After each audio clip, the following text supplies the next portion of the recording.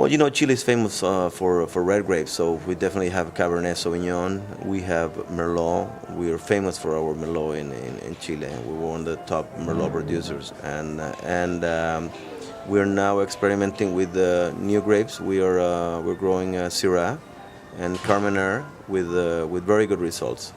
And as for the white grapes, we have Sauvignon Blanc, which grows very nice, and we also grow Chardonnay, and now we're experimenting a bit with Viognier, and we are also are doing some trial testings with Pinot Noir in a different lot of land we have. Much higher and with much cooler temperature. We have, I would say, three categories of wine. We have the Valle del Rengo line, which is the entry level wines that are meant to be drunk while still young. Those are not wines to bottle age. Then we have, and they have no wood whatsoever. Yes. Then we have the reserve line, which are wines that come from a more selected lots of vines, older vines, around 15 to 20. And also are wines that have either fermented in the case of Chardonnay or aged in the case of the other wines in French oak barrels. Okay. From then we move up to one step in the ladder of quality to private reserve. Private reserve is it's a different story. Private reserve wines come from older vines that are older than 25 years, within 25 and 30 years. A thorough selection of quality. Sometimes we don't even pick full lots. We just go by rows and by trying to find where the best grapes are. Then these grapes are brought into the winery on 12 kilos trays, and they go through a two selection process. The trays are dumped into the first selection table where we have 6 people sorting out the bunches. Okay. And so all bunches that will not be, evenly matured or evenly ripe, they will be taken out, and if they have, let's say, fungus disease, also, they will be taken away. Then after that first selection, we go to a distimmer process. We have a distimmer where the bunches are dumped in, and then the grapes are separated from the stem.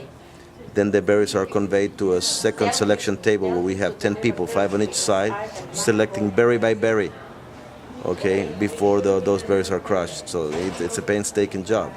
And after the berries have been selected in these two in selection table, the grapes are gently crushed on top of the vat, so we don't have to pump the must, and avoiding that, it's a much more gentle, process for the wine itself. And then the wine is fermented and then aged in brand new French oak barrels. We find that French oak is a gentler, finer wood. For our wines.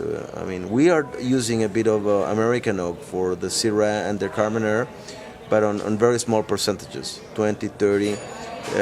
The problem with American oak, it tends to be very pungent and very aggressive. So, like, if you're not cautious enough, you start overdoing the wood, and you don't want that. You want to keep the fruit character.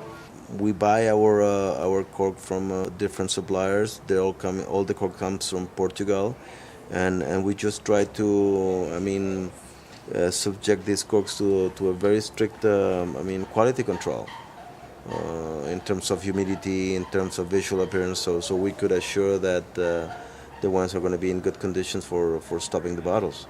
However, the problem with cork and in a way what has been the reason that has prompted all these alternative closure, it's the TCA that it's on the corks that entails, spoiling the wine and having cork bottles that will be rejected because of that sort of a mushroomy fungus type of a smell and taste that they convey to the wine. That's a major problem with cork. Fortunately, in our case, and probably as a result of our strict, quality control, we get very little. The percentage of return bottles because of cork bottles is almost none.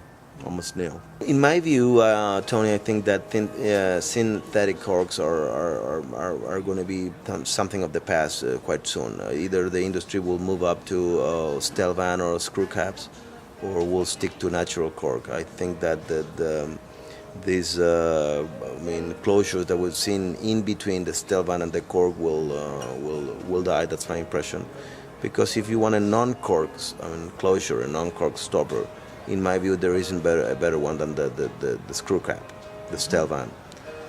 But that's not a solution for every type of wine. I mean, in my view, a private reserve or a Don Amado will always, need a natural cork because the oxidization. Absolutely.